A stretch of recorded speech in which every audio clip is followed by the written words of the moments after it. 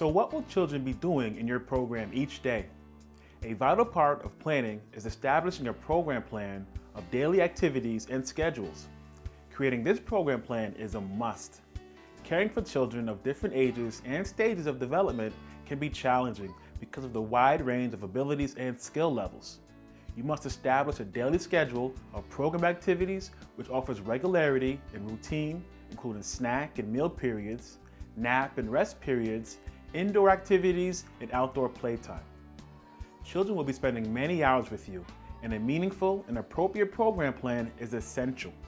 Their bodies and brains are developing quickly, so activities, games, and stories, for example, must be chosen and presented in such a way that the children will be interested and want to participate and learn from them.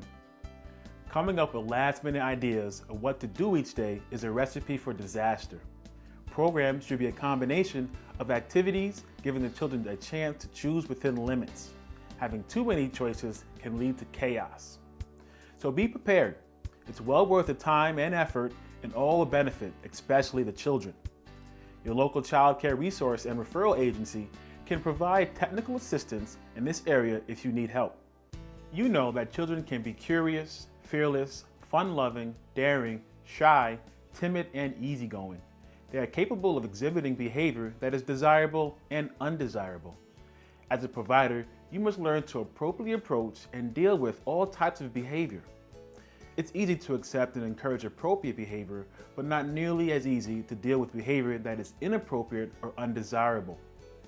This is where supervision comes into play. Supervision, or lack of appropriate supervision, always plays a big part in setting the overall tone of the program. So supervision is an important component of program planning. So what does supervision mean? Competent supervision includes awareness of and responsibility for the ongoing activities of each child. It requires that all children be within a caretaker's range of vision and that the caretaker be near enough to respond when redirection strategies are needed. Competent supervision must take into account of the child's age, emotional, physical, and cognitive development. Think about your environment and how you will maintain supervision while getting meals together, during children's naps, and throughout the rest of your day. Supervision means that you and your staff are ever vigilant in looking to the best interest of protecting the children. There's no rest for the provider who is vigilant in supervision. This is a critical piece of conducting a happy and safe program. Behavior management and discipline are components of supervision and program planning and are critical and deserving of careful thought. Be sure your expectations of behavior are reasonable for each child with appropriate guidance strategies based on children's developmental stages and abilities.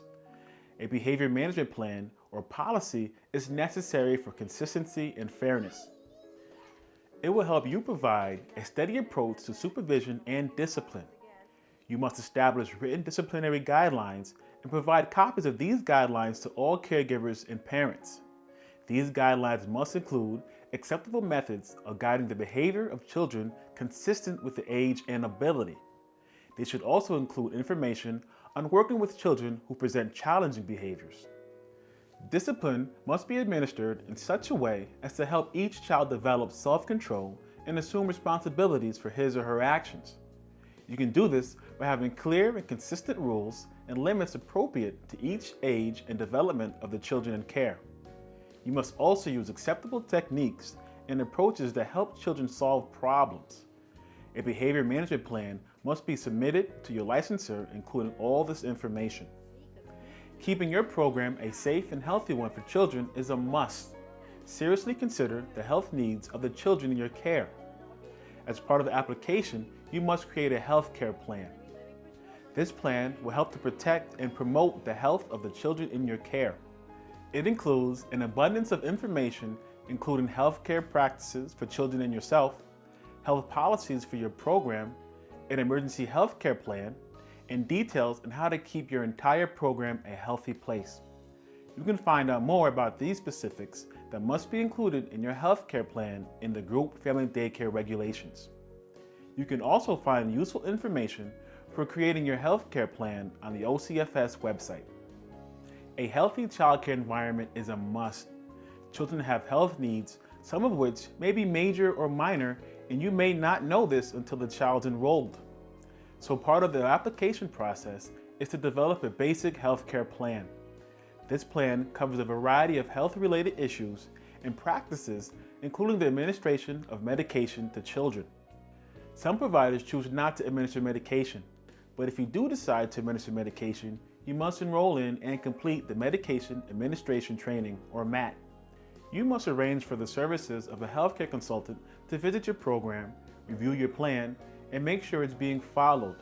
If you only applied over-the-counter topical ointment, bug repellent, and sunscreen, you do not have to take the MAT training. You'll want to know what the health plan must include.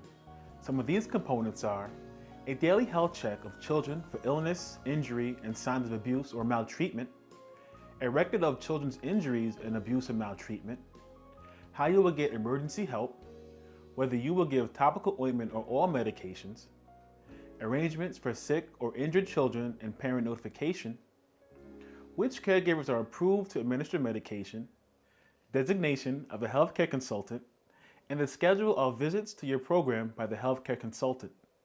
In order to fully understand your responsibilities, you must refer to Section 416.11 of the Group Family Daycare Regulations, because there's information relevant to the health care of children. You can find out more about this training and how to find a trainer in your area by going to the Professional Development Program's website. Each child you enroll is a unique person with their own likes, strengths, weaknesses, cultural background, and personality that reflects her family and her experiences. It's important that your program welcome all children. When adults are accepting and welcoming of differences, children learn to be accepting as well. The Americans with Disabilities Act requires that child care providers not discriminate against persons with disabilities on the basis of disability. That is, that they provide children and parents with disabilities with an equal opportunity to participate in child care program and services. For in-depth information, you can refer to the U.S. Department of Justice, Civil Rights Division, Disability Rights Section. Your regional office staff can also make available to you a policy statement called Commonly Asked Questions About Child Care Centers in the Americans with Disabilities Act. Children get hungry, so meal and snack planning is a must. A big part of the program is to serve nutritious and plentiful snacks and meals in a relaxed atmosphere. Meals and snacks can also serve as a time for socialization. As a provider, part of planning for the health of children is thinking about their nutritional needs. Some programs might qualify for the Child and Adult Care Food Program, or ECETP. This program can help with providing nutritious meals and snacks to infants and children as a regular part of daycare. ECETP is overseen by the New York State Department of Health and reimburses eligible programs at a variety of rates for meals and snacks served to enrolled children, targeting benefits to those children who need it. It may also help with menu planning for your program. The amount of money you will be reimbursed is different for each program. Your monthly food check is based on the meals served and the number of children eating, so you'll have to keep daily records of the number of meals served to children and the menu showing the food you served.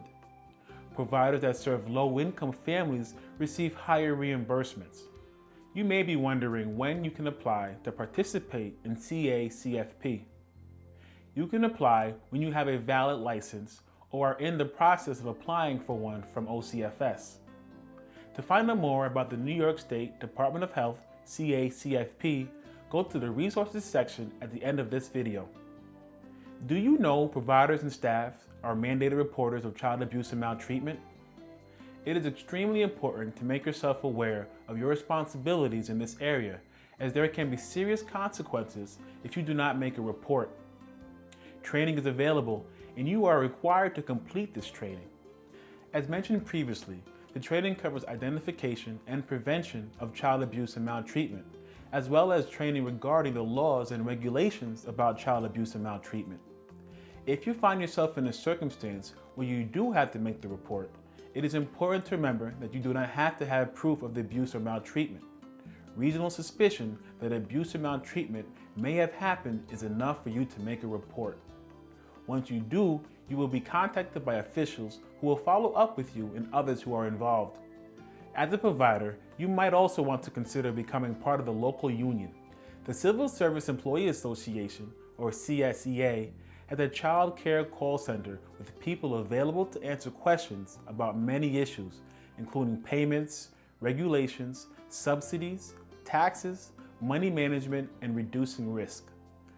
They also have a variety of beneficial online classes on a variety of topics.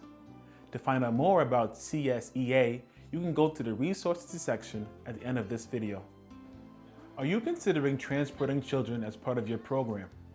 Many programs do offer this service. Whether you travel to transport school-age children, go on field trips, or if you travel on a subway or in your own vehicle, you have to be vigilant for the children's safety throughout your travels. Transportation is a big responsibility and should not be taken lightly. If you plan to transport children, speak with your insurance agent about whether or not you're covered if you use your own vehicle. Most personal motor vehicle policies exclude coverage when the vehicle is being operated for pay, and trips in your car with the children may be considered operation for pay. However, insurance policies and coverage vary based on the company you select, so we highly recommend you contact your agent and discuss coverage before you transport children enrolled in your child care program. Also remember to follow all Department of Motor Vehicle regulations and laws, including using proper child restraint systems and following all New York State laws. It's also required that you get a consent form from parents or guardians to transport a child. To find out more about transporting children in your program, you can go to the OCFS website.